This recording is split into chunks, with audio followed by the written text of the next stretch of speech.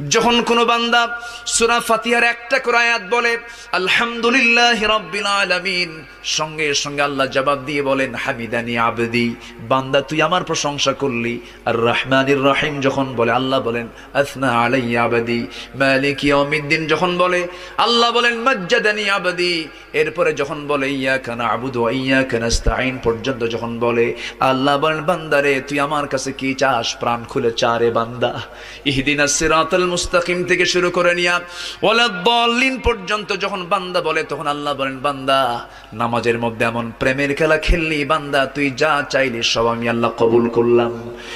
ওই বান্দা যখন রুকুতে যায় আল্লাহ তখন অস্থির হন। ওই বান্দা যখন সিজদায় যাওয়ার জন্য প্রস্তুতি নাই, সমস্ত ফেরেশতাকে ডাক দিয়ে বলেন ও ফেরেশতারা, এই বান্দাগুলো আমাকে দেখলো না, রাসূলকে দেখলো না, কোরআনকে দেখে হাদিসকে বিশ্বাস করে আমাকে খুশি করার জন্য তার সবচেয়ে সম্মানজনক